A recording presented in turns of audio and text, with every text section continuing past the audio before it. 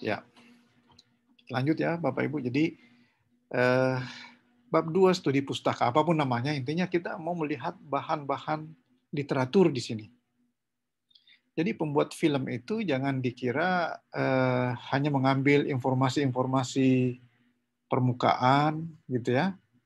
Pembuat film juga harus mempelajari literatur. Mungkin di pertemuan kita terdahulu saya sudah pernah sampaikan bahwa film cerita pun, apalagi kalau film dokumenter ya, film cerita pun juga menggunakan cara-cara ilmiah, membaca literatur, catatan sejarah, membaca, tergantung filmnya apa ya.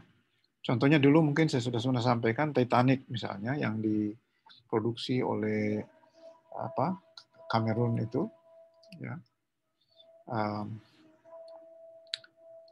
Justru ilmuwan karena dia melakukan riset yang begitu mendalam mengenai film ini sebelum dia buat, makanya kan lebih real kelihatan ya, karena otak kita tidak merasa dikelabui. Ya, apa yang kita lihat itu bisa diterima oleh akal kita dan menganggap ya memang wajar seperti itu. Nah, itu karena didasarkan pada riset yang mendalam mengenai sejarah kejadiannya itu. Nah, cuma karena pembuat film cerita tentu dia mengambil angle dari karakter pelaku yang tidak umum diketahui supaya menarik ya. Tetapi dia membuat apa namanya menggunakan peralatan virtual itu, virtual reality untuk menyetir peralatan yang membawa kamera turun ke dasar laut ya. Nah, itu semua peralatan-peralatan yang dipakai untuk betul-betul melihat secara detail sehingga nanti hasil dari riset film ini yang tadinya hanya digunakan untuk tujuan membuat film cerita, bahkan dipelajari oleh para ilmuwan, termasuk simulasi bagaimana kapal itu masuk ke air ya, kepalanya dulu, baru ekornya masih sempat kembali mengapung karena memang Titanic ini penuh dengan kompartemen yang kedap udara. Tapi kemudian bagian kepala kapal yang begitu berat menarik turun kembali, akhirnya tiba di bawah terhempas sampai hamburan serpihannya kemana saja itu semua disimulasikan dengan baik. Ya. Sehingga justru ilmuwan kembali belajar dari hasil itu. Nah, apalagi kalau film dokumenter tentu harus dilengkapi. Kenapa? Ini rata-rata film Hollywood ya itu tidak ada yang sifatnya picisan. Itu selalu menggunakan dasar-dasar teori. Teori sosiologi paling banyak yang biasa digunakan di film-film cerita di Hollywood ya.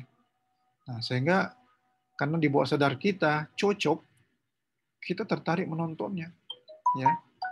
Kita kadang-kadang larut dan tidak sadar bahwa kita hanya nonton film ya, karena sangat alami.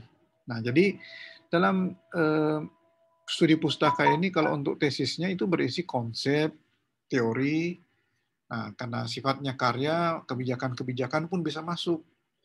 Kalau di yang betul-betul untuk tujuan akademik, biasanya kebijakan ini masuk di bab 4. Ya, karena itu merupakan temuan lapangan, data empiris. Tapi di sini bisa dijadikan sebagai bagian dari studi pustaka, yaitu kebijakan itu. Nah, tentu yang ada kaitannya dengan judul atau permasalahan tadi yang sudah diungkap di bab 1 ya.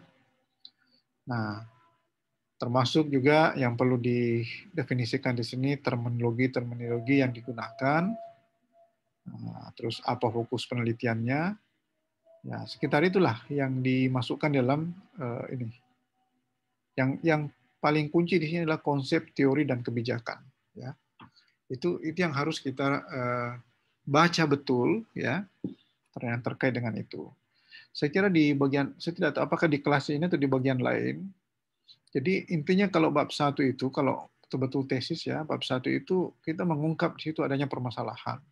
Di bab 2, kita mencoba mencari jawabannya untuk sementara dengan bertanya kepada orang yang sudah tahu, artinya orang-orang yang sudah pernah meneliti, orang-orang yang pernah menulis mengenai itu, Makanya kita baca konsep, teori, kebijakan, hasil penelitian, ya, penelitian terdahulu. Karena sebelum kita meneliti sendiri, kita harus tahu dulu, jangan kita turun meneliti seolah-olah menemukan yang baru, padahal ternyata sudah ditemukan orang sejak lama. Jadi kita harus dalam tanda kutip ya, dengan membaca karya mereka, seolah-olah bertanya kepada mereka, apa yang Anda tahu mengenai hal ini, mengenai persoalan ini. Nah, nanti kan kita akan turun lapang untuk mengecek sendiri juga ya, di lokus kita seperti apa, apakah sama dengan yang dikatakan mereka atau ada perbedaan. Nah, itu tidak masalah. Apapun nanti jadinya, berbeda atau sama, itu sama-sama menjadi temuan. Ya. Kalau sama berarti memperkuat, kalau berbeda berarti kita menemukan sesuatu yang baru. Banyak peneliti saya lihat, ya, terutama mahasiswa yang masih belajar meneliti, itu diupayakan supaya segala sesuatunya itu sesuai, terbukti gitu, ya. Seolah-olah kalau tidak terbukti seperti itu berarti tidak ada temuannya. Ya, padahal kedua arah itu sama-sama merupakan temuan bagi kita sebagai peneliti. Nah, bagaimana dengan versi filmnya? Sekali lagi, tayangan visual juga mengenai konsep teori. Bagaimana caranya kita memvisualkan konsep dan teori serta kebijakan? Ya, biasanya kita menggunakan diagram, menggunakan tabel, menggunakan cuplikan video terkait yang mungkin muncul di berita, ya, atau kita menginterview pakar yang bisa berbicara mengenai konsep teori tersebut, mengenai kebijakan tersebut. Ya, itu kan seperti itu ya. Jadi eh, cuma caranya yang berbeda. Nah, kita bertanya kepada akademisi ya mengenai teori-teori yang ada kaitannya dengan itu. Nah, Izin jadi Pak, izin. ya, Bagaimana kalau misalnya permasalahan yang kita tanyakan itu ternyata di YouTube misalnya sudah ada yang membahas masalah teori tersebut. Misalnya masalah korupsi. Jadi ada beberapa pejabat yang mempunyai konsep tentang pemberantasan korupsi. Itu misalnya Ketua KPK, cara memberantas korupsi, dia punya teori. Apakah itu bisa diambil Pak sebagai landasan teori? Maksudnya bukan bukan data primer, tapi data sekunder yang sudah ada. Oh, bisa Pak. Ini cuplikan video. Ini cuplikan video. Cuplikan video itu bukan berarti kita yang membuat, tapi video yang sudah ada dalam berita, ya, yang mungkin pernah dibuat juga oleh peneliti lain, atau dari manapun sumbernya, kalau itu terpercaya dan relevan dengan kebutuhan kita untuk memberikan, ini kan gini Pak, ini konsep teori dan kebijakan ini, itu sifatnya seperti, apa ya, seperti lampu sorot, ya. Ada nggak yang pernah melihat video saya mengenai ini? Seperti lampu sorot. Jadi sebuah permasalahan yang gelap gulita, artinya kita belum tahu jawabannya, ketika disorot dengan teori, dia menjadi terang, ya kan? Tapi terangnya itu belum tentu terang yang kita lihat yang diterangi oleh teori ini belum tentu itulah yang benar. Karena sebuah lampu senter bisa juga menimbulkan ilusi tergantung dari sudut mana kita menyorotnya. Nah, sehingga harus banyak lampu senter. Semakin banyak lampu senter yang disorot ke permasalahan itu, semakin terang benderang permasalahan ini, ya kan? Nah, seperti itu saya kira perumpamaannya, sehingga ya silahkan pakai sumber-sumber yang sudah ada, Pak ya. Tidak harus kita yang memproduksi semuanya. Nah, jadi pakai data-data sekunder, film-film yang sudah eksis di mana-mana, apalagi sekarang dengan dengan internet yang memberikan kepada kita akses yang begitu luas, sama sekali tidak ada alasan untuk kita tidak mendapatkan semua itu. Jadi silahkan pergunakan sumber-sumber YouTube misalnya, ataupun fasilitas video streaming lainnya ya yang bisa kita akses untuk mendapatkan itu. Cuma memang harus bisa memilah dan memilih video yang berkualitas. Kita harus tahu siapa yang memproduksi, karena itu yang menyaring tidak ada saringan yang pasti. Yang menyaring itu adalah Bapak Ibu sebagai peneliti. Jangan sampai film yang berisi hoax kita jadikan sebagai dasar. Ya, itu kan bisa berbahaya itu, Pak, ya. Jadi sumbernya itu harus jelas. Izin Pak. Misalnya kalau masalah korupsi ya tentu dari lembaga-lembaga penegak hukum, ya, KPK, kepolisian, kejaksaan dan sebagainya. Ya.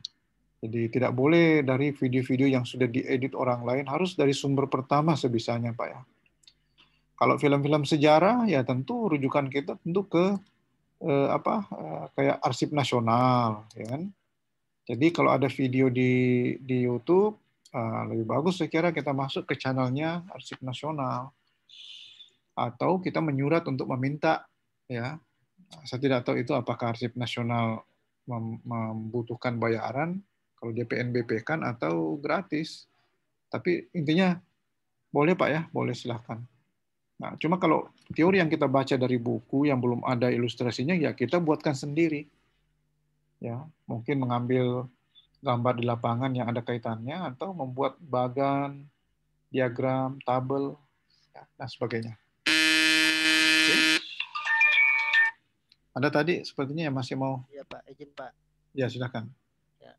Nah, terkait dengan bab 2 ini Pak, terkait dengan konsep dan teori, Ya. biasanya kita mengutip, khususnya terkait dengan teori ini, biasanya kita mengutip terkait dengan, apalagi kalau berbicara soal definisi atau terminologi, biasanya kita mengutip teori-teori yang memang sudah bersifat doktrin atau memang disampaikan oleh ahli.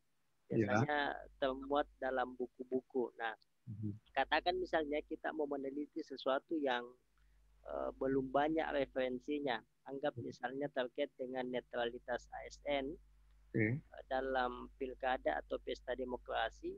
Ini setelah saya membaca sangat sedikit pendapat ahli yang terkait dengan netralitas ASN ini.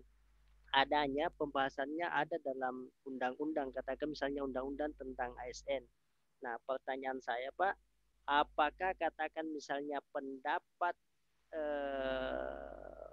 pejabat publik, katakan misalnya pendapat KASN atau Komisi ASN, itu bisa disepadankan atau disejajarkan dengan teori untuk dijadikan sebagai landasan untuk mengurai pemikiran-pemikiran selanjutnya, ataukah memang harus mencari teori atau konsep dasar yang menjadi dasar bagi kita untuk menguraikan pembahasan selanjutnya. Terima kasih Pak. Ya, terima kasih. Jadi kalau kita lihat tadi di di uraiannya, Pak, ya. Jadi kebijakan itu hanya salah satunya. Konsep salah satunya, teori salah satunya, kebijakan salah satunya. Jadi bisa gabungan dari ini. Kalau dari sisi kebijakannya ya kita bisa ke pembuat kebijakan ataupun pelaksana kebijakan, Pak, ya. Tidak apa-apa. Ya, kalau mau terkait dengan masalah netralitas ASN ada namanya KASN, ya. Kalau masalah korupsi ada KPK, ada BPK, BPKP dan sebagainya. Silahkan di situ mereka membuat kebijakan, mereka melaksanakan. Izin Pak, izin Pak. Silakan. Nah, terkait dengan hal ini, katakan misalnya kita masuk lagi, katakan misalnya yang kita mau teliti katakan misalnya netralitas ASN tadi.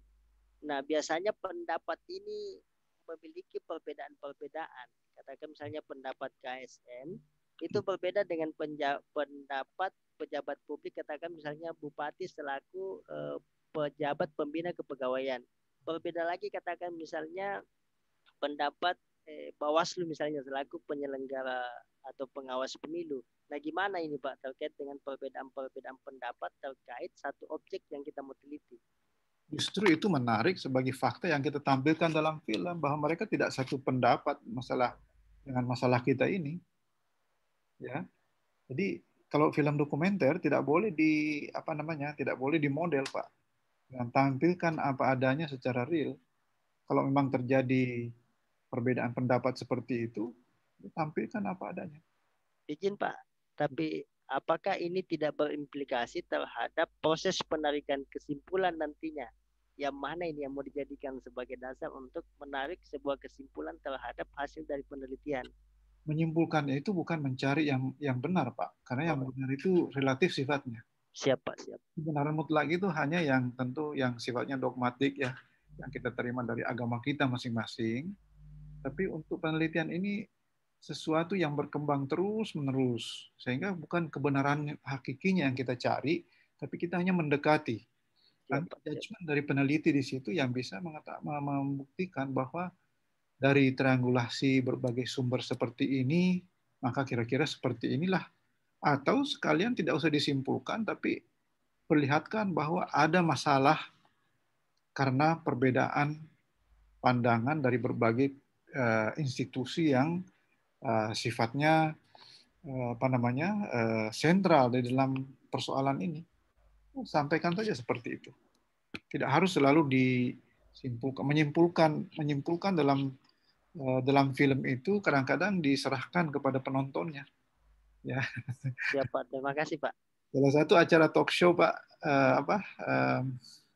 Indonesia Lawyers Club itu, terus secara terang-terangan pembawa acaranya itu Pak Karni Ilyas selalu mengulangi di awal maupun di akhir, kami tayangkan Anda yang menyimpulkan. Ya, jadi kan dia cuma persilahkan para pembicara yang sering bertengkar itu Pak. Siapa. Ya. Tetapi kan kita yang mendengar itu Pak bisa menilai sendiri, karena bukan hanya informasi itu yang kita terima. Kita juga punya sumber informasi lainnya sehingga itu mungkin cenderung berpihak kepada pendapat si A dan bukan si B, atau bahkan kita bisa menggabungkan pendapat itu keduanya sehingga kita memiliki pemahaman yang lebih tinggi dari itu. Nah, seperti itulah ilmu terbangun terus-menerus dari perdebatan, Pak. Memang tidak bisa diharapkan kalau Bapak berusaha untuk mencari hanya yang sejalan, maka Bapak membuat cerita, bukan mengangkat fakta namanya. Ya, film dokumenter itu harus mengangkat faktanya. Ya, jadi jangan takut, jangan khawatir bahwa mereka berbeda pendapat, gitu Pak ya. Izin Pak, mungkin yang perlu dipisahkan itu mana pendapat politis dan mana pendapat ilmiah. Karena kalau saya melihat beberapa talk show itu ada orang yang cenderung tidak ilmiah. Dia tidak memiliki kaidah. Misalnya tentang pemerintahan, dia mau koreksi, tetapi kaidah-kaidah yang dia pakai itu bukan kaidah misalnya administrasi negara atau hukum administrasi negara. Dia lebih cenderung kepada motivasi kepentingan politisnya saja, Pak. Jadi mungkin ketika kita ingin mengangkat di dalam sebuah film dokumenter, kita mungkin perlu ada sebuah kaidah yang jelas dan sudah terbukti dan diterima oleh semua kalangan di dunia ilmiah atau dunia akademisi untuk mengupas sebuah permasalahan di dalam, misalnya kalau yang dibahas itu tentang politik atau pemerintahan, Pak, ataukah teori politik yang sudah disetujui oleh semua kalangan akademisi atau di dunia ilmiah, Pak. Begini Pak, jadi untuk penelitian administrasi memang harus menghindarkan diri masuk ke persoalan politik. Itu tidak akan jadi itu. Ya, jadi persoalan politik itu tidak hitam putih. Sangat labil. Ya. Hari ini pendapatnya A, besok B. Hari ini berlawanan, besok berkawan. Kita kan sudah lihat faktanya, Pak ya. Sehingga memang yang sifatnya politik itu tidak bisa kita masukkan di dalam penelitian administrasi. Jadi dalam mengangkat permasalahan pun, kalau sudah diperkirakan ini bakal banyak bermuatan politis, ya ubah angle-nya atau tinggalkan topik itu sama sekali, cari yang lain. Ya, karena ada prinsip yang mengatakan di mana politik berujung, berakhir, maka di situ administrasi berawal, dimulai. Ya, meskipun juga banyak yang tidak percaya itu, Pak. Pasti ada intervensi politik, karena politik itu adalah atasannya administrasi. Tidak mau pasti ada intervensi. Tetapi kita sebagai peneliti administrasi tidak akan selesai meneliti kalau kita masuk ke wilayah itu. Biarlah itu berlangsung, tapi kita ambil angle yang memang kira-kira sedikit memiliki ruang lingkup yang finite ya, yang jelas gitu ya. Dihindarkan yang terlalu berbau politik. Itu ada orang khusus yang bisa meneliti, itu orang-orang ilmu politik, Pak. Ya, dia sudah tahu metodenya, ya dia tahulah caranya. Kalau kita orang administrasi, tersesat kita kalau masuk di situ. Ya, jadi jadi apa namanya? Itu bagus pertanyaan Bapak ini, mengingatkan kita ya supaya hindarkan topik yang terlalu banyak muatan politiknya. Kalaupun iya dan tetap tertarik meneliti itu, ya cari angle administrasinya sehingga kita hanya bermain di wilayah itu. Nah, kedua, di dalam memilih narasumber juga, kalau terpaksa memilih orang politik, ya sampaikan dari awal sebelum diinterview, supaya jangan dia sebagai politikus, tapi mungkin lebih sebagai praktisi di bidang tertentu. Karena kalau dia pakai topi politiknya, ya kacau lagi kita. Ya, jadi seperti itu Pak saya kira. Nah, tapi yang terpenting tadi, ya hindarilah masuk ke wilayah politik, karena itu ada pengkaji khusus yang memang ahli di bidangnya, orang-orang jurusan ilmu politik ya biasanya. Ya, oke. Bisa kita lanjut ya. Ini atau masih ada yang mau ditanyakan Pak mengenai studi pustaka ini? Ya, intinya sebenarnya substansinya sama, cuma cara menampilkannya yang beda. Selalu prinsipnya tekstual atau verbal dengan visual. Ya, di situ saja. Izin Pak. Ya. Untuk bab 2 ini di dalam film konsep yang visual seperti apa yang terbaik? Istilahnya nilainya tinggi Pak. Misalnya apakah dia dalam bentuk visual tabel, diagram, cuplikan video, berita, ataukah yang mana Pak yang terbaik kira-kira menurut Bapak? Ya, itu sulit dinilai Pak ya, tergantung yang menentukan itu adalah permasalahan yang kita angkat ya. Biar kita mau menampilkannya dalam bentuk yang lain, tapi kalau memang permasalahan itu hanya terungkap dengan cara tabel misalnya, ya tabel itulah yang kita gunakan. Yang memberikan kekuatan kepada film kita ini adalah bagaimana kita meramunya. Ya. Jadi ramuannya itu Pak. Itu biar makanan tradisional dengan bahan-bahan sederhana, tapi kalau diramu secara baik, itu tetap enak dimakan. Ya, seperti itulah kira-kira perumpamaannya. Jadi bukan informasi atau visual secara individu yang menentukan, tapi interkoneksi dari visual itu, bagaimana mengurutkannya, bagaimana porsi masing-masing informasi kita tampilkan. Ya, dan ini memang merupakan wilayah Bapak Ibu sebagai pembuat film, ya, bukan wilayahnya editor. Editor itu bisa orang luar yang disewa, tapi kita sampaikan ini yang kita mau ungkap, ini visual yang kita mau pakai dan sebagainya, ya. Jadi seperti itu saya kira Pak ya. Tidak bisa ditentukan dari awal mana yang terbaik. Harus tahu dulu apa masalahnya. Cuma memang yang namanya visual itu ya orang selalu suka yang sifatnya visual dan bergerak Pak ya. Jadi kalau tabel-tabel yang statis itu orang berpikir ya kenapa tidak dibaca saja di buku atau di tempat lain gitu. Nah, jadi jangan membuat, intinya layar itu, layar yang orang tonton itu jangan terlalu banyak statisnya. Ya, itu harus selalu ada dinamika yang terjadi, gerakan, permainan warna, permainan teks dan sebagainya ya. Nah, tetapi sekali lagi tetap yang serasi Pak, jangan sekedar dibikin ramai ya, misalnya es krim dengan bawang kan tidak match itu.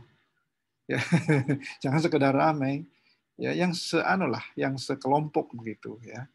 Nah, jadi memang perlu latihan baru bisa merasakan sisi yang seperti ini Pak, karena ini sudah masuk dalam area tacit knowledge ya. Jadi bukan pengetahuan yang bisa ditransfer begitu saja, misalnya dari saya ke Bapak, tapi harus dipraktekkan kemudian timbul rasa. Nah, itulah nanti yang bisa menentukan. Berarti kan harus banyak praktek sebenarnya, harus banyak praktek. Nah, sekarang tidak ada yang menghalangi kita untuk berpraktek seperti itu, saya kira. Bahkan kalau Bapak punya banyak materi, ya sekalian jadi YouTuber saja. Sekalian berbisnis di situ, ya, memperbanyak basis subscriber, lumayan itu penghasilannya. Nah, jadi saya kira seperti itu, Pak, ya. Kita lanjut ke bab berikutnya.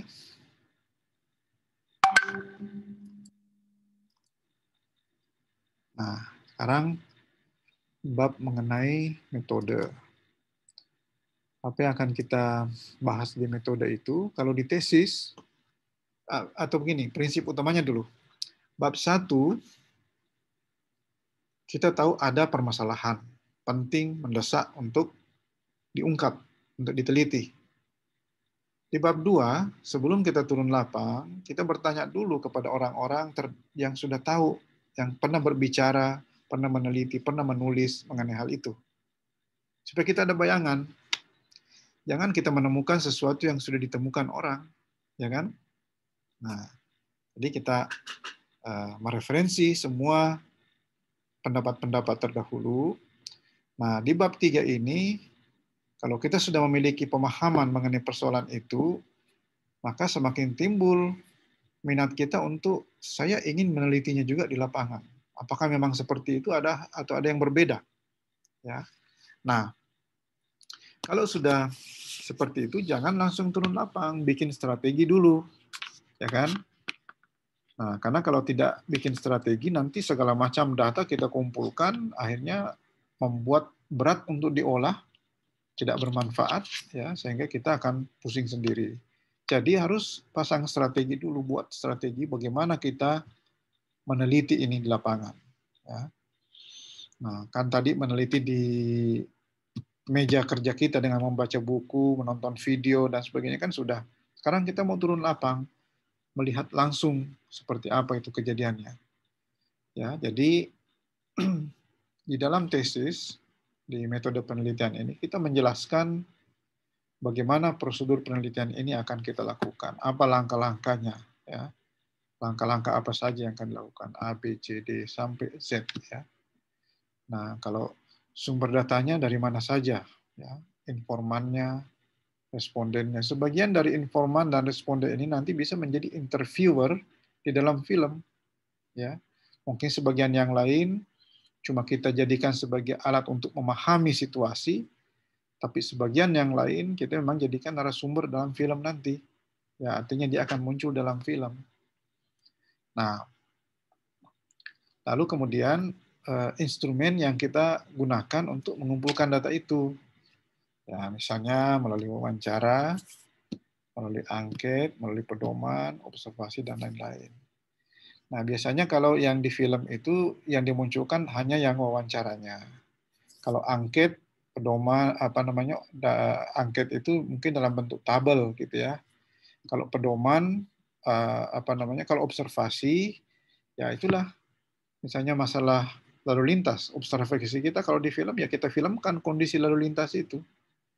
Pengganti dari mata kita melihatnya langsung ya kita sorot dengan kamera.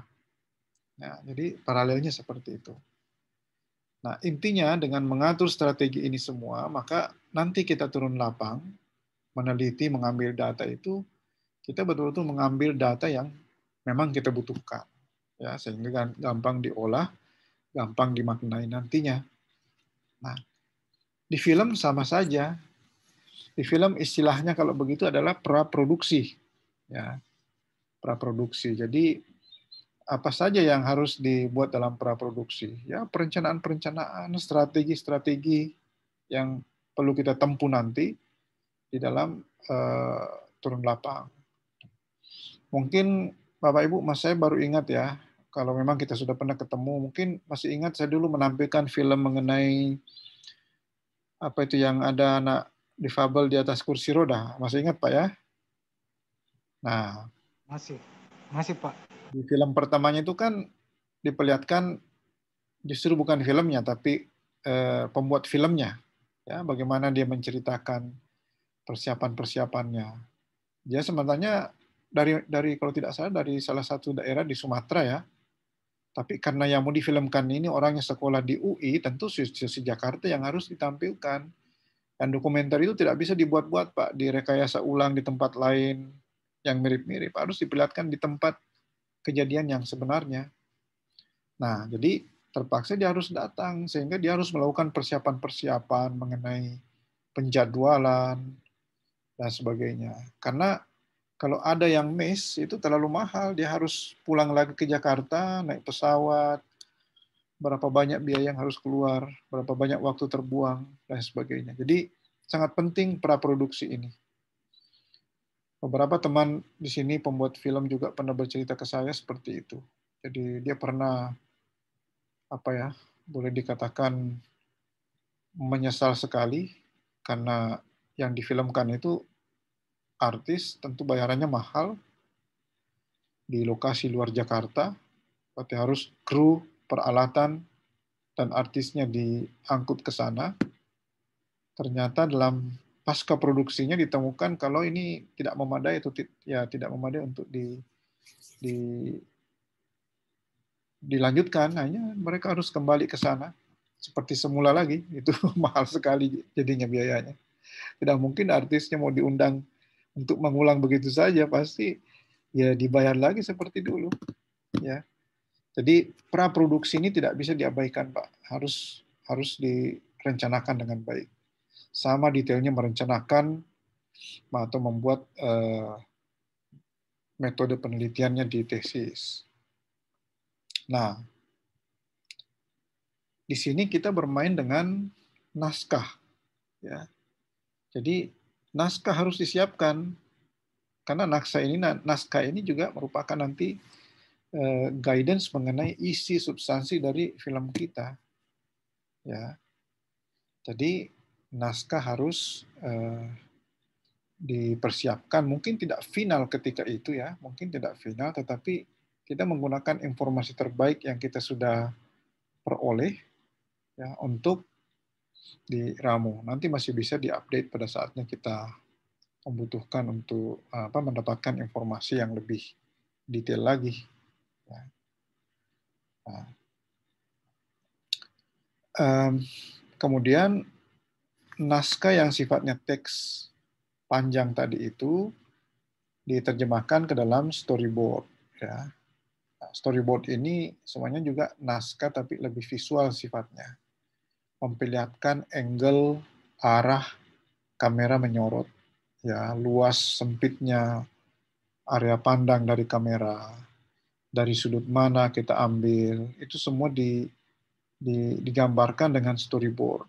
Nah, ini storyboard ini sangat sangat penting ya untuk menjadi referensi bersama dengan antara semua pihak yang terlibat dalam film itu, terutama kameramen, sutradara, produser juga mungkin ya, ada kaitannya dengan itu, editornya juga nanti ya, sangat perlu storyboard ini. Jadi sepertinya sih storyboard ini tidak bisa diabaikan. Ya. Nah, memang untuk film-film yang sederhana mungkin orang biasa lewati. Tapi orang yang serius membuat film, sependek apapun filmnya pasti dia coret-coret di atas kertas gitu ya. Jauh lebih mudah untuk dijalankan kalau ada acuan. Meskipun nanti berubah ketika turun lapang, oh ternyata tidak sesuai dengan begitu, ya kita ubah, tapi mengubahnya itu ada titik berangkat dari mana kita ubah. Bukan serta-merta nanti di lapangan baru kita lakukan. Nah, jadi penting sekali storyboard ini. Dan tidak perlu dengan menggunakan gambar yang bagus. Meskipun sekarang software, banyak juga software yang bisa digunakan membuat storyboard dengan bagus ya. Karakter-karakter tinggal dipasang, digeser-geser. Properti, meja, peralatan apa itu digeser-geser masuk. Sehingga dengan cepat menggambarkan scene, ya, gambar yang akan tampil di setiap frame-nya itu. Tapi kalaupun tidak dengan stick figure yang gambar-gambar seperti lidi korek api itu juga tidak masalah. Boleh. Tapi penting sekali untuk dibuat ya. Baik untuk menggambarkan talking head itu orang interviewer utama kita, yang sudut pandang ceritanya kita pakai, ya. Maupun B-roll. B-roll ini adalah film-film tambahan ilustrasi, ya, yang kita pergunakan untuk supaya jangan hanya talking head yang muncul terus-menerus. Nah, jadi kan bosan tuh melihat Pak orang di interview hanya dia berjam-jam. Kecuali kalau dia seorang tokoh, dia seorang selebriti, mungkin kita tahan melihatnya berjam-jam. Ya.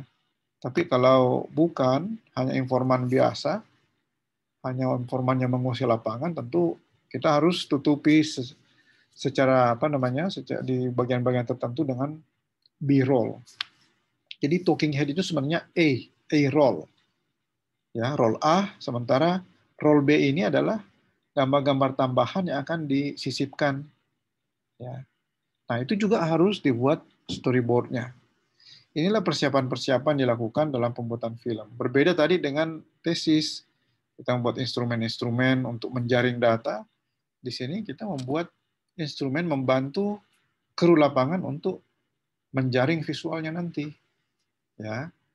Nah, kita membuat list. Tadi kan Bapak ada yang mengatakan banyak yang bisa diambil dari dari YouTube. Ya, list aja dulu. Footage itu artinya cuplikan video, ya, bukan video lengkap. Kalau orang mengatakan footage itu adalah cuplikan video bagian-bagian tertentu yang akan kita potong kemudian sambung ke film kita. Jadi list yang kira-kira dibutuhkan, misalnya butuh gambar mengenai seseorang yang sementara tertangkap tangan. Nah, itu buat dalam list supaya nanti kita cari dari sumber-sumber yang tentu yang resmi ya, mungkin stasiun-stasiun televisi yang ada channelnya di YouTube, ya, atau langsung datang ke stasiunnya minta kalau tidak ada.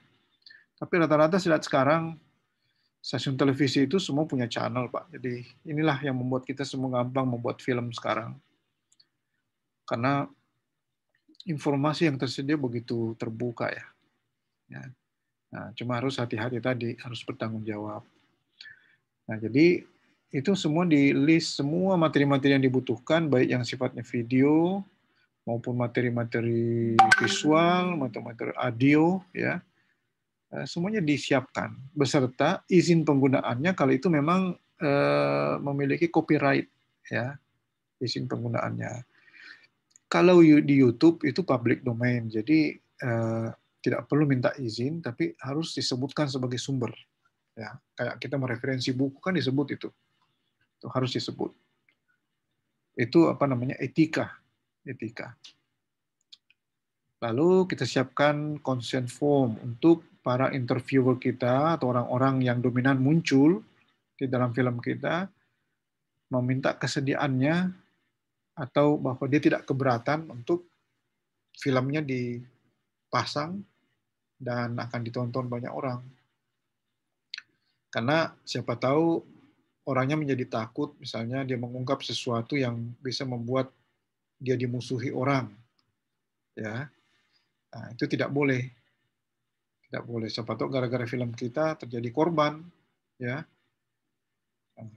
Jadi misalnya taruhlah seseorang yang mengkritik kebijakan pemerintah atau mengkritik kelompok-kelompok tertentu, ya, kelompok begal, ya, penjahat, lalu kemudian dia menjadi target. Nah, jadi kalau dia tidak mau, tidak boleh. Biasanya kalau di televisi itu dikaburkan gambar orangnya, tetap dia bicara dikaburkan, suaranya juga disamarkan sehingga tidak akan dikenali. Nah, cuma tetap harus ada consent form untuk meyakinkan, untuk memproteksi diri kita tidak akan terlibat dengan masalah di masa yang akan datang. Ya, jadi kalau ada yang keberatan, tinggal diperlihatkan ini Anda sudah setuju, ya kan? Ya. Terus tentu peralatan-peralatan juga dan kru harus disiapkan kebutuhan-kebutuhannya. ini kita berbicara sebuah film yang pengerahan peralatan dan krunya memang besar ya. Tapi terkadang kalau kita membuat film-film sederhana, sebenarnya tidak perlu kru yang terlalu besar. Peralatan juga peralatan sederhana. Kamera handphone itu banyak yang cukup lumayan untuk dipakai ya. Membuat video dengan kualitas bagus. Rata-rata sekarang saya lihat bahkan ada sebagian perusahaan pembuat HP itu tidak memikirkan lagi fitur untuk teleponnya, tapi yang dia jadikan sebagai competitive advantage itu ininya, kameranya, ya kan? Kameranya sekian puluh megapiksel, ya kan? 4K, 5K dan sebagainya. Ya, sementara fasilitas lainnya itu sederhana, justru dia kuat di kamera. Jadi cuma yang pernah saya sampaikan dulu, jangan kompromi pada audio, ya, karena audio itu sangat-sangat menentukan. Ya, kalau audio tidak bagus, orang jadi malas untuk menonton. Nah, mungkin masih banyak lagi ya persiapan-persiapan lain yang perlu dilakukan, tapi paralelnya dengan tesis ya kurang lebih seperti itu. Bagaimana kita mempersiapkan diri agar di lapangan, agar di pengambilan gambar itu kita mengambil gambar yang relevan saja. Ya, tidak usah kita mengambil gambar yang tidak diperlukan, yang tidak sesuai dengan skenario, tidak ada di storyboard. Itulah semua instrumen seperti itu dibutuhkan untuk memastikan bahwa data yang kita peroleh nanti betul-betul data yang sesuai yang dibutuhkan. Pastilah ada bagian tertentu yang mungkin terbuang, ya, atau sebaliknya ada bagian-bagian tertentu yang belum terambil, ya, karena terlewatkan. Tapi minimal kita sudah punya upaya, ya, sudah punya upaya. Nah, jadi seperti itu saya kira di bab 3. Sebelum kita lanjut, mungkin ada yang perlu ditanyakan lagi. Izin Pak. Izin Pak. Untuk strateginya Pak, saya pernah berpikir Pak untuk buat film, Ya.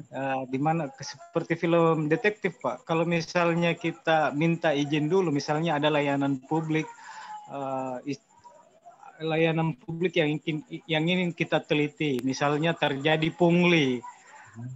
Kalau kita mau izin sama yang punya layanan pasti tidak diberi Pak.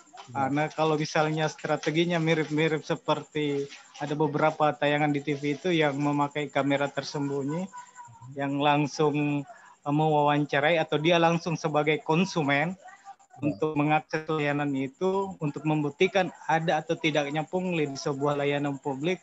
Apakah ini juga bisa dijadikan film dokumen atau bagaimana Pak? Ada penjelasan lain mungkin Pak? Nah, kalau seperti itu Pak, sudah film yang sangat serius itu, jadi memang perlu ada tim hukum juga yang mendampingi sebagai bagian dari tim produksi itu untuk memastikan bahwa kita ini terlindungi, tujuan kita hanya betul-betul ingin mengungkap hal yang benar, tetapi tetap secara etika tidak boleh mengekspos segalanya, harus disamarkan saya kira Pak ya. Kalaupun kita dengan kamera tersembunyi bisa menangkap dengan jelas orangnya, apalagi kalau itu kan perkara bukan bisa-bisa kita dianggap menghakimi kan jadinya nanti, ya kan? Nah, kalau butuh seperti itu lebih baik cari peristiwa yang sudah terjadi, yang sudah ada videonya, jadi tinggal dipergunakan saja dan disebut sumbernya dari mana. Saya kira di instansi-instansi penegakan hukum pasti banyak Pak ya koleksi video-video seperti itu.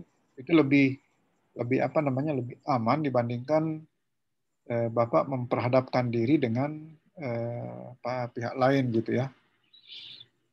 Ya, tetapi pembuat film yang serius Pak banyak itu. Terutama yang pernah saya sampaikan itu seperti Michael Moore ya. Betul-betul konfrontatif sih cara membuat filmnya dia. Kalau misalnya ada interview yang dia ingin wawancara terus tidak mau diterima, sampai teleponnya dia berulang-ulang, itu justru itu yang difilmkan untuk memberikan kesan bahwa orang ini tidak mau ditemui karena mungkin ada sesuatu yang dia tutupi. Jadi tidak, untuk memberikan gambaran itu tidak harus dengan bertemu orangnya, ya, bisa dari melihat tadi seperti itu, ditelepon berulang-ulang, diketuk pintu rumahnya atau ruang kerjanya atau kantornya. Ya, itu justru itu yang difilmkan untuk memperlihatkan bahwa ada yang ditutupi. Ya, kalau itu kan lebih aman Pak ya kalau yang seperti itu. Ya, intinya memang sekali lagi terkait dengan tadi masalah consent form itu kalau setelah mau diproduksi terus orang yang muncul di kamera tersembunyi ketika diambil itu tidak setuju, tetap tidak boleh. Tetap tidak boleh. Jadi kita harus mencari cara lain untuk meyakinkan audiens kita bahwa ada peristiwa seperti ini. Ya. Atau biasa juga pembuat film ini Pak, dia tulis layar hitam terus dia tulis yang bersangkutan keberatan untuk difilmkan. Tapi dari awalnya kita sudah tahu bahwa kita akan berbicara mengenai hal ini gitu. Nah, nanti penonton yang menginterpretasikan kenapa orangnya tidak mau divideokan. Tapi itu semua nanti diputuskan ketika di pasca produksi, Pak. Pasca produksi. Nah, cuma memang perlu ada kehati-hatian sekarang karena media penyimpanan data kita itu kan terkoneksi, Pak ya. Jadi siapa tahu nanti Bapak tidak jadi buat film tapi justru viral karena bocor. Itu kan itu bermasalah juga itu, ya. Jadi ini perlu mungkin saya mengingatkan Pak ya. Tadi pagi atau kemarin sore ya. Roy Suryo, mantan Menpora yang ahli IT itu berbicara mengenai sekarang sangat rentan. Kalau dulu kita menyimpan file kita itu kan di perangkat yang tidak terkoneksi, Pak. Sekarang kecenderungan kita semuanya disimpan di HP kita. Dan kalau terkoneksi itu ada saja cara untuk orang akses. Entah karena sengaja atau tidak sengaja, pokoknya ada jalan untuk mengaksesnya. Nah, jadi hati-hati nanti bukan hanya masalah isinya, tapi jangan-jangan video kita menjadi rusak, hilang, harus buat ulang. Jadi pastikan simpan di tempat yang betul-betul aman ya. Nah, seperti itu saya kira Pak ya. Oke. Kita lanjut lagi, tinggal sedikit lagi. Tinggal sedikit. Ya, jadi intinya sekali lagi saya summary, kalau di tesis seperti biasa kita membuat strategi mengenai metode kita, cara mengumpulkan data, siapa informannya, terus instrumen yang dipakai untuk mengumpulkannya seperti apa. Nah, di film sama saja, tetapi tools yang kita pakai berbeda karena kita mau mengambil visual. Ya. Kalau Izin Pak, izin. Kalau misalnya film dokumenter yang sifatnya mengungkap apa namanya kekurangan atau celah sebuah organisasi, apakah ini bisa hanya digunakan untuk kepentingan akademis saja Pak? Misalnya kalau mereka memang tidak setuju, tapi kita gunakan untuk kepentingan akademis penelitian bagaimana seharusnya misalnya kalau kebijakan publik itu tidak terjadi lagi pungli di layanan publik. Ya. Tapi faktanya di situ ada. Tapi ini bukan untuk dikonsumsi untuk layanan untuk khayalan publik, tapi dikonsumsi untuk dunia akademisi saja, Pak. Bagaimana menurut Bapak? Tetapi tetap sulit Pak untuk sekarang itu. Gimana caranya kita memproteksi tidak dikonsumsi oleh publik? Itu kan tidak mungkin. Justru kita ingin publikasikan hasil karya kita. Bahkan Poltek STA kan itu meminta untuk dipublikasikan di YouTube dulu kalau tidak salah itu ya. Saya sedangkan menunggu sampai minimal sekian viewer baru bisa dipresentasikan dalam seminar gitu. Jadi tidak bisa seperti itu. Nah, lebih baik itulah pentingnya perencanaan ini supaya hal-hal yang seperti itu kita sudah antisipasi dari awal Pak ya. Dan untuk menampilkan adanya kejahatan tidak harus selalu kejahatan itu muncul di layar. Tidak harus muncul di layar. Boleh dikatakan oleh seorang narasumber saja sudah cukup ya. Misalnya tadi masalah pungli yang terjadi di kantor-kantor itu Pak ya. Nah, cukup mencari narasumber yang memang ahli, memiliki otoritas keilmuan di bidang itu untuk mengatakan ini adalah peristiwa yang banyak terjadi di kantor-kantor misalnya. Nah, itu sama saja. Jadi kita menggunakan narasumber atau sumber sekunder, jangan langsung ke primernya, kalau itu kira-kira bakal menimbulkan masalah di masa akan datang. Sekali lagi, permasalahan itu tidak harus disorot di objeknya, Pak, tapi bisa ke orang yang mengetahuinya. Ya, seperti itu kira-kira. Oke. Kita lanjut. Ya, memang seperti ini, Pak. Memang apa ya? Semakin kita dalam itu, semakin muncul hal-hal yang mungkin tidak terbayangkan sebelumnya. Apalagi nanti kalau sudah mulai turun, itu semakin terungkap itu hal-hal yang sulit yang tidak terbayangkan. Semakin menguatkan kita perlu ada persiapan melalui metodologi penelitiannya ini. Nah, ini bentuknya tidak bab ini, tapi aksi nyata di lapangan, ya, aksi nyata di lapangan, yaitu turun lapangnya itu.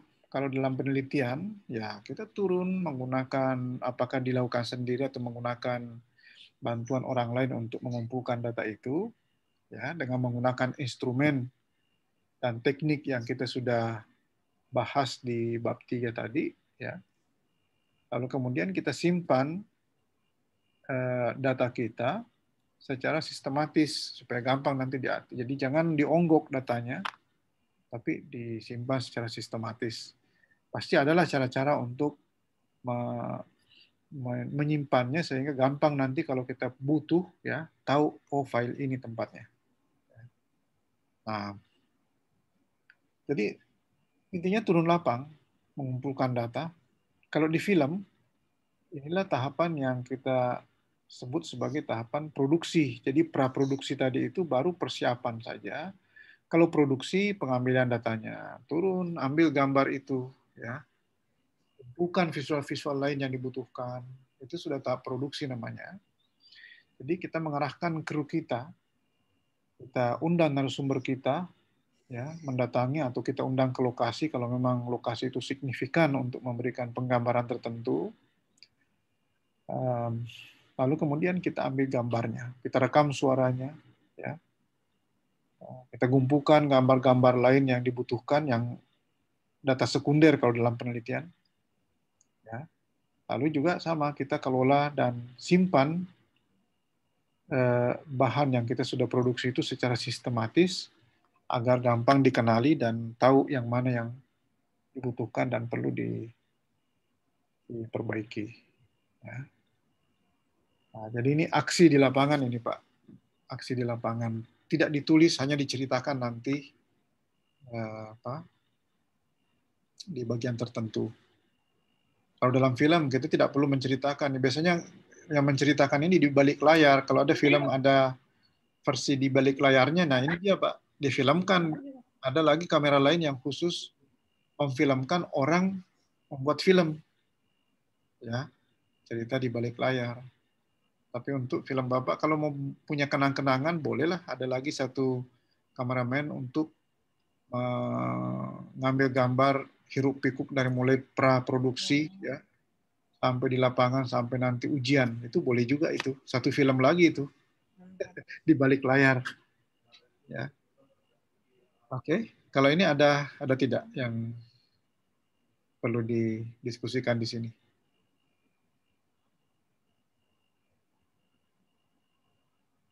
Kelihatannya tidak ada ya. Oke. Kalau tidak ada, kita lanjut lagi. Ya, bab 4 ini hasil penelitian. Ya, kalau di tesis kita menuliskan, kita deskripsikan. Ya. Kalau memang ada angka-angka, ya kita tampilkan tabelnya.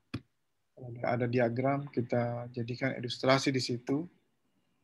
Teknik analisis yang kita pakai seperti apa untuk bisa melakukan penggambaran itu, semuanya dilakukan di sini. Kalau penelitian yang sifatnya kualitatif, ya biasanya data yang terkumpul dari lapangan itu diklasifikasi, ya, di klaster-klaster, sehingga mengelompok menjadi informasi-informasi tertentu, supaya gampang dikait-kaitkan nanti, membentuk benang merah.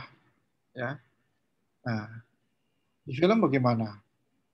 Inilah yang disebut dengan pasca produksi. Jadi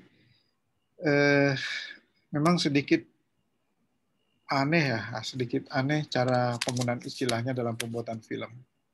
Pasca produksi itu bukan berarti sudah selesai, karena ada kata pasca.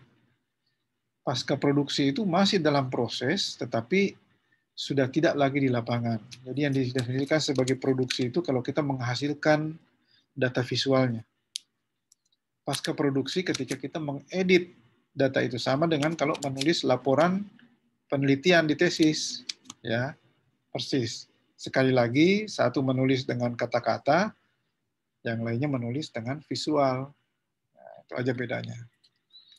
Jadi kita lakukan editing visual secara sistematis, sehingga membentuk tayangan audiovisual yang menarik, logis, mudah dipahami, dan terutama yang penting mencerminkan keadaan senyatanya. Jangan didramatisir. Ya, tadi di bagian awal yang saya katakan harus menampilkan data-data yang mencengangkan, bukan berarti mendramatisir itu. Justru menampilkan kenyataan yang mungkin tidak banyak diketahui. Sehingga efek dramatisnya tetap ada. Tapi bukan dramatisir dalam arti melebih-lebihkan. Ya. Justru mengungkap hal-hal luar biasa yang belum umum dilihat orang, diketahui orang. Ya, jadi ini selalu harus dipegang Pak di pembuatan film dokumenter itu. Keakuratan dan kebenarannya itu. Ya. Jadi jangan dilebih-lebihkan. Nah, di sini storyboard kembali berfungsi untuk dipakai oleh editor. Itu kan menjadi acuan apa-apa saja materi-materi yang harus disampaikan, dimasukkan, bagaimana urutannya, dan sebagainya. Dan banyak fungsi-fungsi lain yang berperan di sini. Seperti sinematografinya sudah berfungsi di situ.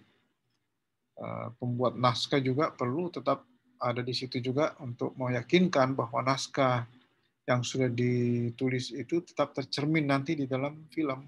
Jangan sampai filmnya karena banyak materi-materi tambahan menjadi melenceng dari itu. Ya, di editor harus dibekali dengan storyboard, ya, supaya dia jadikan itu sebagai acuan. Sekali lagi, editor ini tidak harus penelitinya, boleh menggunakan, sama dengan menulis tesis, kita menggunakan juru ketik, ya kan, bisa saja juru ketik. Nah, kalau ini kita menggunakan editor, karena mungkin kita tidak memiliki keterampilan khusus untuk mengedit. Ya. Terus, ini juga DAW itu Digital Audio Workstation. Ya, jadi, alat pengedit suara. Kenapa ini penting? Karena memang suara yang kita ambil di lapangan itu tergantung dari kualitas dan kondisi, ya. Kualitas peralatan kita dan kondisi tempat pengambilan gambar. Ya, memang terkadang kita harus mengedit ulang supaya sesuai dengan standar kualitas yang kita inginkan, kejernihan suaranya, kita hilangkan suara-suara yang tidak perlu, ya, kita tambahkan sound effect, ya. Nah, ini penggunaan sound effect, Bapak Ibu, bukan berarti kita memalsukan, seolah-olah memalsukan karena menggunakan suara-suara yang tidak diambil sendiri. Ya, seolah-olah seperti itu. Nah, terkadang memang ada sound effect yang penting, tapi tidak bisa terekam dengan alat kita dengan baik. Tapi pendengaran kita bisa menangkapnya. Contohnya, ya, suara kicauan burung, suara orang bekerja, suara anak-anak bermain, suara ombak di laut, desiran angin mengenai dedaunan, dan sebagainya. Kalau seandainya komponen itu penting bagi kita untuk memberikan nuansa, tapi tidak bisa tertangkap dengan benar, dengan baik, ya tidak apa-apa kita menggunakan sound effect suara burung, sound effect suara ombak, ya, suara angin, dan sebagainya. Karena memang di kenyataannya ada. Ya. Di kenyataannya ada. Justru mungkin kita kalau tidak menggunakan itu, padahal tidak bisa ditangkap dengan peralatan kita, justru kita menghilangkan data dan informasi tertentu. Ya. Jadi boleh, tapi jangan diada-adakan kalau itu tidak terjadi sebenarnya di lapangan. Gitu ya. Jangan diada-adakan. Nah, lalu kemudian ini yang perlu berulang-ulang dilakukan review dan revisi. Jangan hanya sekali review dan revisi. Saya secara volunteer membantu beberapa mahasiswa untuk mereview film mereka gitu ya. Itu biasanya berulang-ulang memang. Ulang-ulang. Tidak bisa sekali. Kita pun yang mereview, ketika direview kembali, kadang-kadang kenapa ya tidak tertangkap bagian ini, kenapa tidak direkomendasikan dari dulu. Atau akibat pembuat film mengubah sesuatu menjadi harus mengubah yang lain. Nah, bisa jadi seperti itu, sehingga harus memang berulang-ulang. Ya. Tapi intinya begini Bapak Ibu, dalam membuat film nanti, jangan apa ya, jangan terlalu deskriptif. Jangan hanya menjawab apa di dalam film itu. Ya. Harus juga berani menampilkan jawaban dari mengapa dan bagaimana. Ya. Karena kalau hanya menjawab apa, itu terlalu kering nanti ditonton orang. Tidak ada yang membuat orang bertanya-tanya. Karena ada kemungkinan jawaban apa yang kita tampilkan itu mereka juga sudah tahu. Ya, mereka sudah tahu. Nah, pertanyaan mengapa itu harus digali. Kemungkinan itu yang dia tidak tahu. Bagaimana itu mungkin mereka dia tidak tahu. Tapi kalau sekedar apa dideskripsikan, pernah ada mahasiswa membuat film mengenai apa waktu itu ya? Mengenai pembangunan daerahnya, ya, mengenai pembangunan daerahnya. Saya lupa persisnya masalah apa ya? Oh, pajak ya, masalah pajak. Masalah pajak. Dia hanya menjelaskan masalah pajak daerah itu.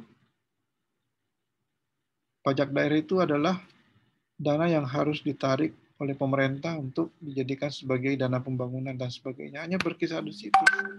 Tapi tidak menjelaskan mengapa pajak ini tidak bisa memenuhi target, ya. Mengapa masyarakat ada yang tidak membayar pajak, apakah karena tidak kooperatif atau ada terlalu rumit proses membayarnya atau dia lupa atau bagaimana. Itu tidak terungkap itu semua, padahal itulah sisi yang justru bisa memberikan informasi baru. Kalau sekedar apa itu pajak, gampang sekali ditemukan di dalam buku-buku. Dan bukan itu sisi yang menarik untuk dipertanyakan, tapi bagaimana, mengapa, ya, justru itu yang penting. Ya, itu nanti saya kira perlu diperhatikan dalam proses pembuatan. Oke.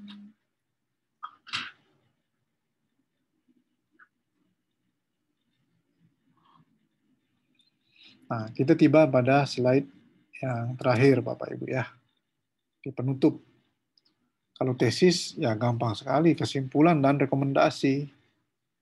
Nah, di dalam film, tidak sesederhana itu, sekadar menyampaikan ini kesimpulannya, ini rekomendasinya, ya, harus tersirat kesimpulan dan rekomendasi, tapi kalau bisa, gimana caranya supaya itu bisa klimaks, ya. Tahu kan maksudnya Bapak Ibu klimaks?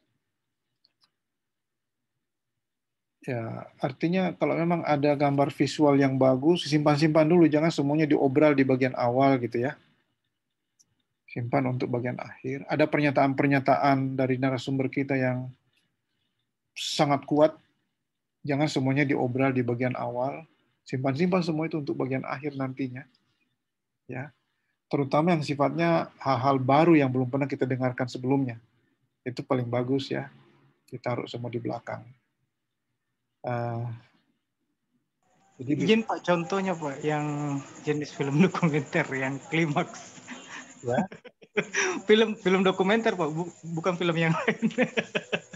Ya, yang mungkin kalau film cerita gampang diatur seperti itu ya. Ya, film dokumenter bisa, tapi caranya dengan menampilkan kebenaran yang paling jarang mungkin diketahui orang. Intinya itu aja Pak. Kita tidak bisa memberikan contoh ya. Tapi gini, perumpamaannya orang bertinju Pak ya. Jadi jab-jabnya itulah tadi fakta-fakta, data-data yang kita ambil, kita tebar-tebar di bagian awal. Jangan langsung tampilkan pukulan hook di situ ya. Simpan-simpan dulu itu hooknya, nanti di bagian akhir baru ditampilkan. Jadi apa itu? Bisa visual yang kuat, bisa pernyataan yang sangat signifikan, yang baru sama sekali ya, yang tidak disangka-sangka ternyata ada seperti ini ya, sehingga nanti itu akan melekat di dalam memori penonton kita ya. Itu ini karena apa ya Pak, tidak ada rumusnya yang terlalu pasti kecuali tadi yang saya sampaikan itu, sesuatu yang bakal membekas ya di dalam ingatannya orang. Nah itulah yang tadi saya pikir disimpan untuk ditampilkan di bagian akhir. Atau bisa juga pernyataan-pernyataan yang mengundang rasa ingin tahu selanjutnya, ya, yang membawa orang berpikir apa setelah ini. Ya, itu bisa seperti itu. Ya, ini area seni saya kira ya.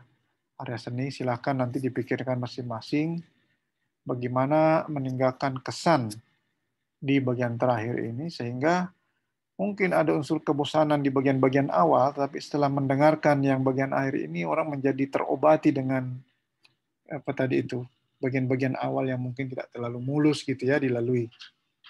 Ya. Nah, jadi sekali lagi tadi seperti saya katakan di awal, ini kalau film bukan bagian per bagian yang harus yang menentukan, tapi ramuan dari keseluruhannya itu. Ya, bagaimana kita menata informasi kita sedemikian rupa sehingga pada akhirnya itu meninggalkan bekas ya di dalam benak orang. Ya, jadi seperti itu Pak. Dan terakhir lagi yang tidak boleh dilupakan di dalam sebuah film dokumenter itu credit title. Ini sama dengan daftar pustakanya kalau kita meneliti ya. Daftar pustaka.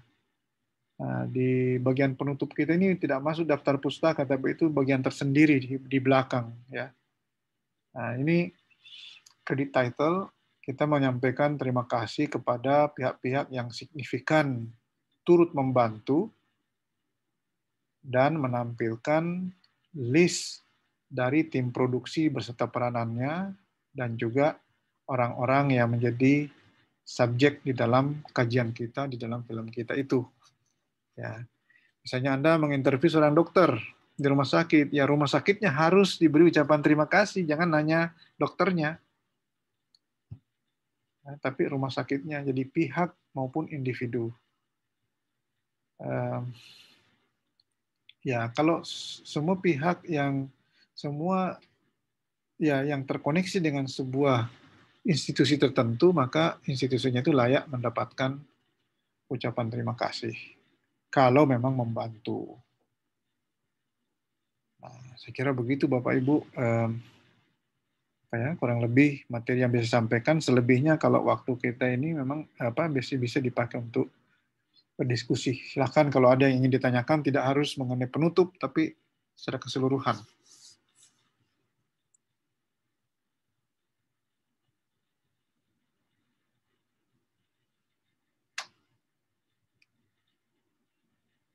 Silahkan kalau ada. Izin Pak. Ya.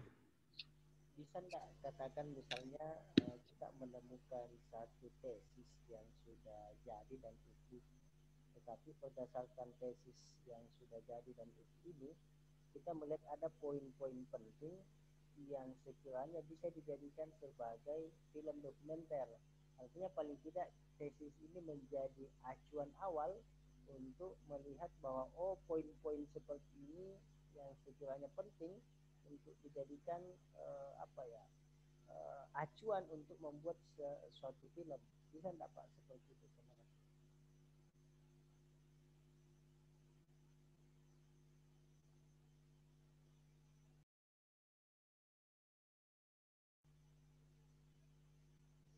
Izin Pak, soalnya enggak keluar Pak. Ya. Jadi tadi saya menggambarkan bahwa bab-bab dalam tesis itu paralel dengan bagian-bagian tertentu dalam proses pembuatan film. Tetapi kalau setelah membuat laporan tesisnya ada informasi baru, itu tidak apa-apa membuat kita kembali mengambil gambar tambahan lagi atau mengumpulkan bahan-bahan visual tambahan lagi. Memang tesis itu bisa menjadi acuan. Bahkan tesis yang sudah selesai sekalipun bisa dimulai untuk memproduksi filmnya. Nah, cuma ini kan tadi yang saya jelaskan ini, kita sambil menyelam minum air, ya kan? Nah, jadi seperti itu. Jadi sambil memperlihatkan bahwa itu sebenarnya ada kaitannya gitu. Tapi kalau ada yang sudah selesai tulisannya, baru mau difilmkan, itu juga bisa, Pak. Bisa. Malah nanti filmnya bisa menjadi lebih bagus. Tadi kalau kita betul-betul jalan paralel, mungkin setelah membuat laporan, setelah membuat analisa dan sebagainya, maka timbul ide baru lagi untuk mengambil gambar di lapangan.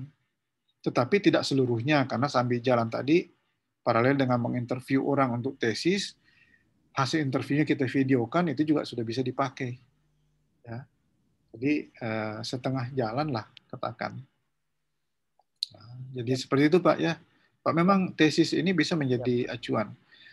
Kalau film cerita, novel, banyak sekali novel kemudian diangkat menjadi film kan ya. Nah, sama dengan banyak sekali kajian ilmiah yang kemudian diangkat menjadi film dokumenter. Kajian-kajian mengenai antropologi misalnya, itu banyak sekali tuh Pak. Kalau kita nonton film-film di channel pengetahuan, itu banyak sekali itu. Rata-rata itu hasil penelitian, entah utuh atau bagian dari penelitian tertentu yang kemudian difilmkan. Ya, bisa. Izin Pak, kalau hasil penelitian orang lain bisa nggak Pak di film? Ya, ya, boleh, boleh. Tapi kerjasama dengan orangnya, jangan dipakai diam-diam gitu Pak ya. Kalau dia bersedia, nanti kan ditulis di kreditnya bahwa ini berdasarkan kajian oleh ini. Oh, Di film cerita diangkat dari novel ini, kan gitu Pak. oh, Boleh saja. jadi biar bukan Tetapi, hasil penelitian kita Pak ya. tunggu dulu Pak. Ini kalau Bapak apa namanya bertanya dalam kerangka pembuatan tesis karya, ya Politeknik membutuhkan Anda untuk meneliti gitu. Yang saya maksud tadi di masa yang akan datang, kalau memang sudah menjadi gemar membuat film, ya tidak perlu harus selalu meneliti kembali. Boleh penelitiannya orang lain, tapi untuk keperluan kuliah harus membuat sendiri penelitiannya. Itu Pak ya. Nah, jangan sampai tadi saya disalahpahami, oh dianjurkan boleh menggunakan tesis orang lain. Tidak, itu nanti kalau sudah pro ya. Ini kan masih berlatih ya, berlatih juga menelitinya Pak. Jadi harus meneliti sendiri. Izin Pak, Kalau untuk tujuan ya. berapa minimal biaya yang digunakan Pak? Misalnya kalau ya karena saya lihat ini ya lumayan lah kalau film dokumenter dengan beberapa properti yang kita libatkan.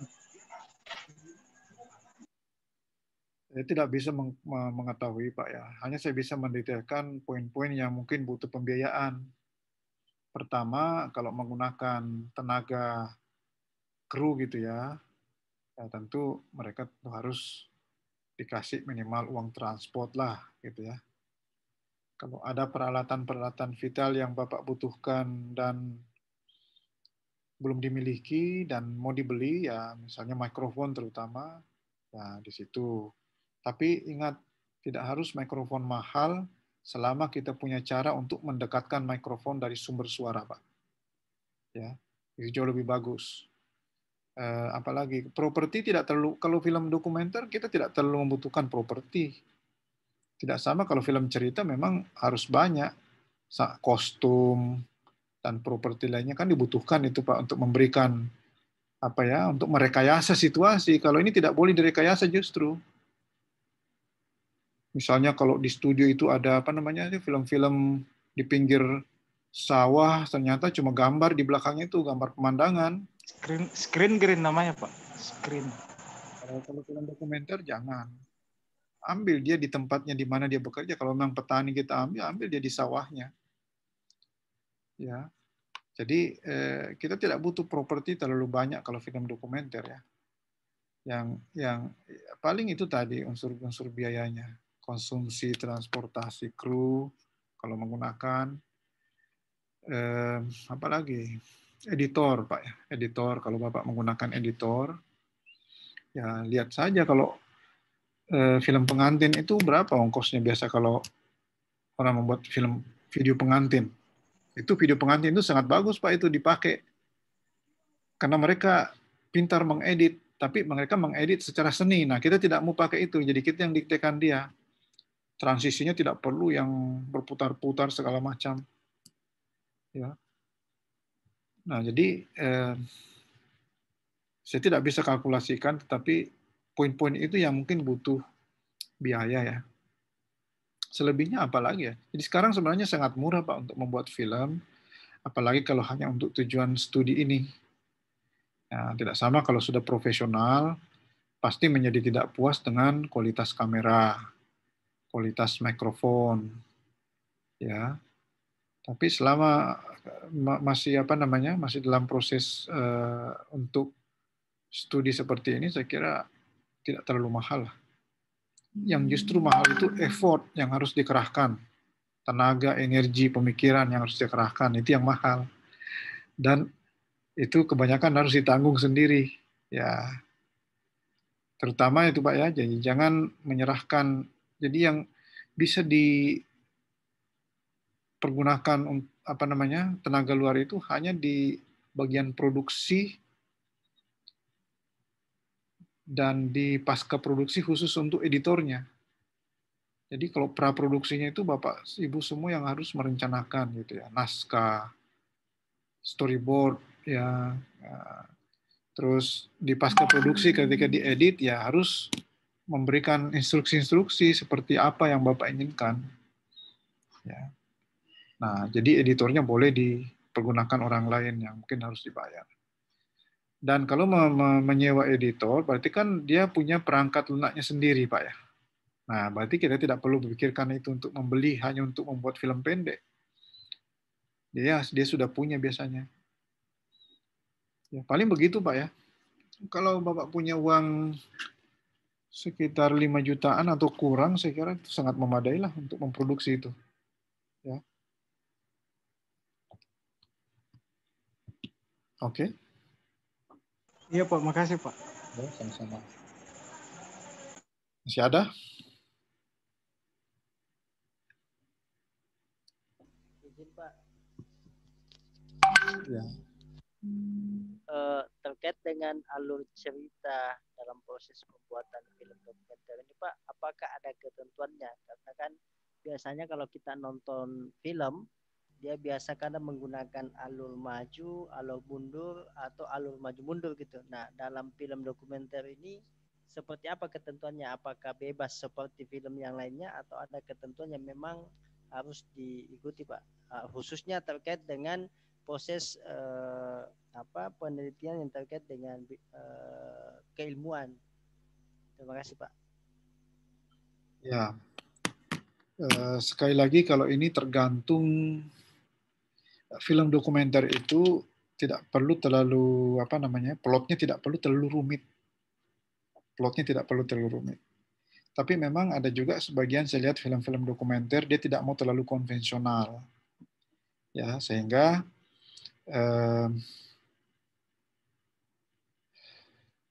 ada semacam flashback-nya juga.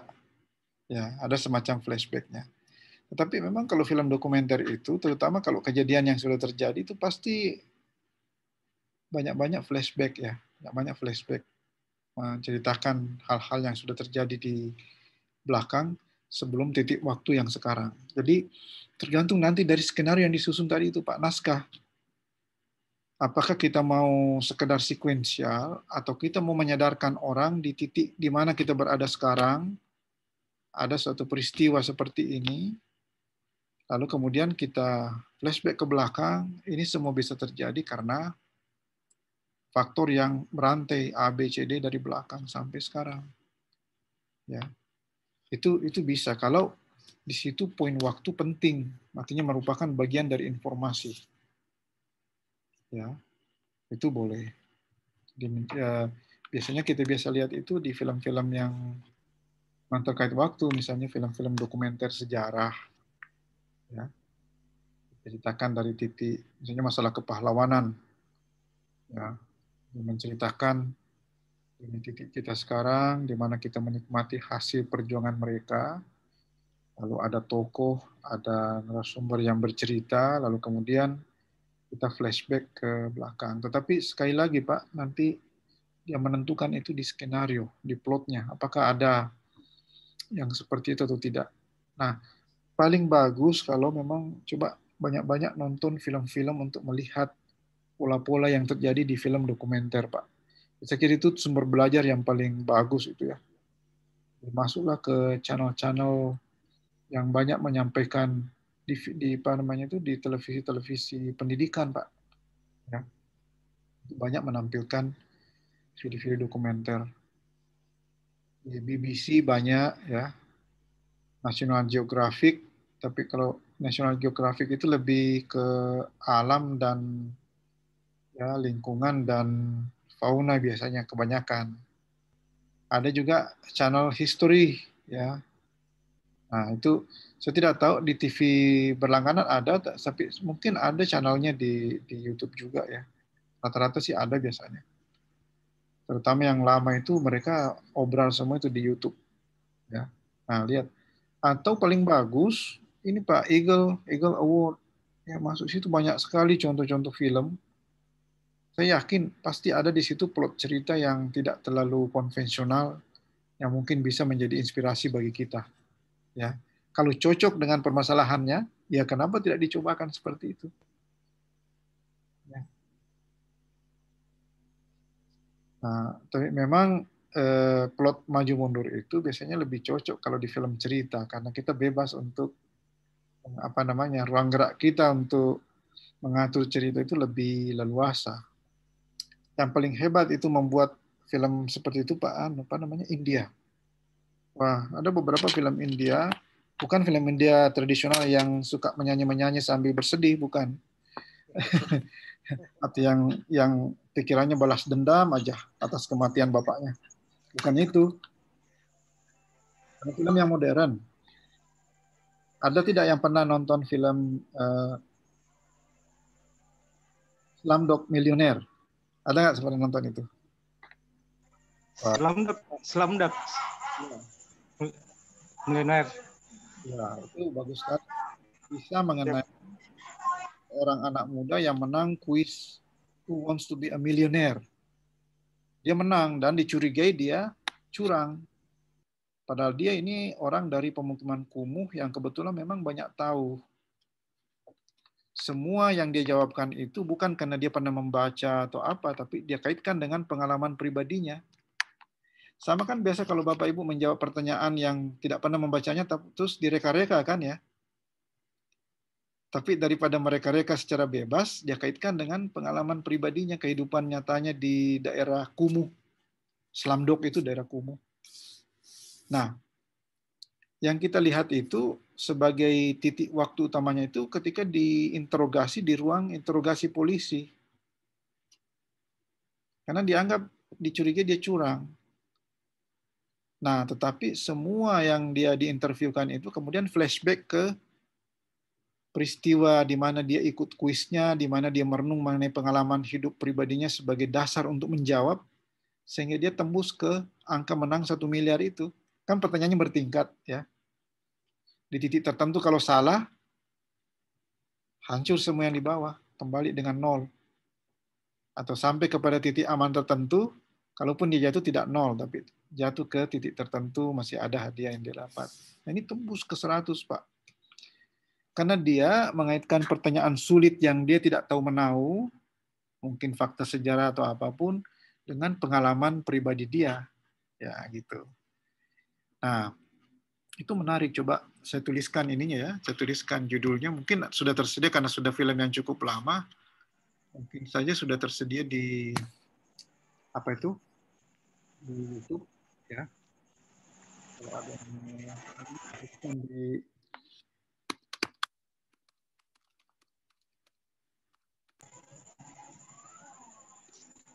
itu ada di chat. Ada lagi beberapa yang juga seperti itu polanya, dan India dalam membuat film seperti itu kuat sekali, ya. Bukan gaya Bollywood, tapi sudah film apa namanya, film Hollywood sudah. Tapi pemainnya orang India. Oke. Kelihatannya cukup ya, Bapak Ibu. Ya. Ini kapan ininya? Kapan mulai menulisnya ini? Mulai meneliti? Sudah semester berapa sekarang di kelas ini? Semester 2, Pak. Semester 2, Pak. Kedua ya. Inilah waktu yang paling bagus untuk mulai berpikir ke sana. Jangan menunggu sampai semuanya selesai. Siapa tahu ide gagasannya itu muncul dari mata kuliah yang sedang diikuti.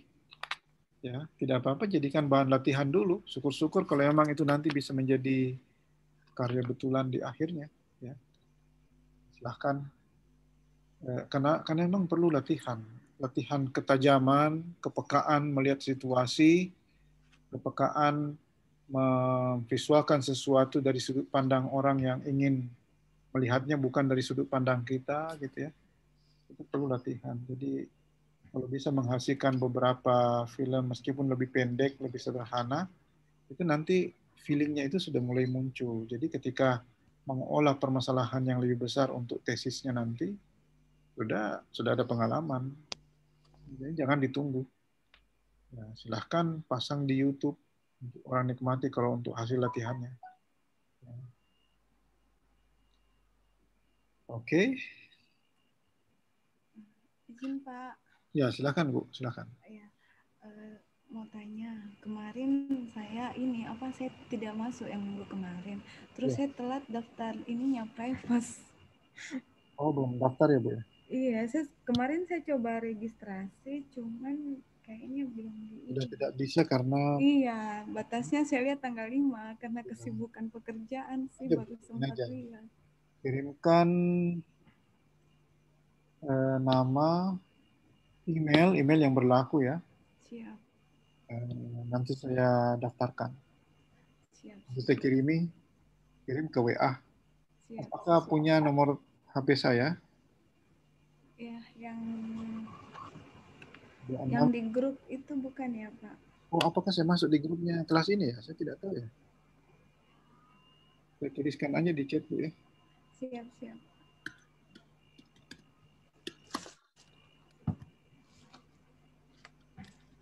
Nah, itu.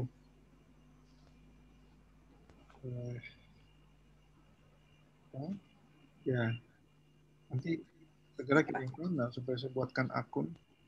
Siap, Pak. Siap. Oke. Makasih, Pak. Selebihnya nanti pelajari dari teman-temannya, Bu ya. Kalau agak bingung-bingung, atau boleh tanya ke saya juga. Siap, Pak. Makasih, Pak. Oke, bagaimana Bapak Ibu, cukup ya? Cukup malam ini. Silahkan ditampilkan videonya kalau tidak ada kendala jaringan supaya saya capture.